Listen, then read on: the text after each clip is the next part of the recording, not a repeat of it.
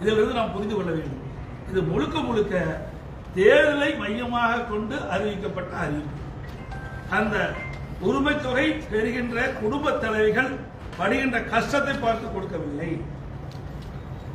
ஸ்டாலின் சட்டமன்ற தேர்தலிலே தோற்றுடுவோம் என்று அஞ்சித்தான் இந்த தொகையை இந்த மக்களுக்கு கொடுக்கின்றார். அவருடைய வாக்குகளை பெறுவதற்காக.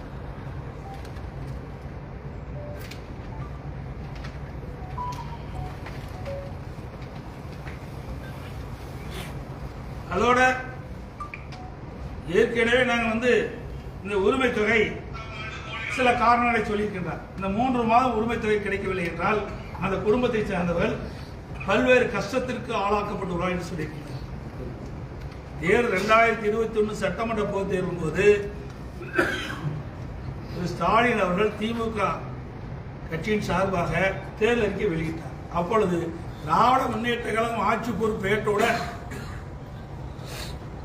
குடும்ப தலைவர்களுக்கு மாதந்தோறும் 1000 ரூபாய் உரிமை தொகை வழங்கப்படும் என்ற அறிவிப்பை வெளியிட்டார். ஆனால் 27 மாத காலம் அந்த குடும்ப தலைவிக்கு உரிமை தொகை வழங்கப்படவில்லை. இதை நான் பிரதான எதிர்க்கட்சி தலைவர் என்ற முறையிலும் எங்களுடைய சட்டமன்ற உறுப்பினர்களும் தொடர்ந்து சட்டமன்றத்திலே அழுத்தம் கொடுத்தோம்.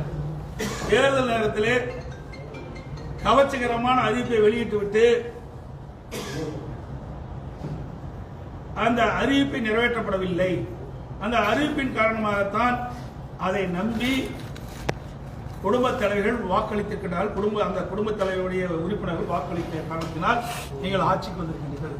ஆட்சிக்கு வந்தவர்கள் 27 மாதமும் தொடர்ந்து நாங்கள் வலியுறுத்தி கொண்டே இருந்தோம்.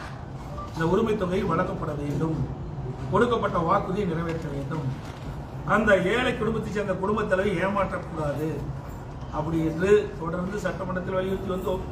அதிமுக பொதுக்கூட்டத்தில் வலியுறுத்தி வந்தோம். தொலைக்காட்சியில் பேட்டி கொடுக்கின்ற பொழுது வலியுறுத்தி வந்தோம். நான் அறிக்கை விடுகின்ற பொழுது இதை வலியுறுத்தி சொன்னேன். பிறகு 27 மாத காலத்தில் 28ஆம் மாதம் தான் இந்த உரிமை தொகை கொடுத்தாங்க. அப்பொழுதெல்லாம் இந்த பெண்கள் பாதிக்கப்பட மாட்டாங்களா?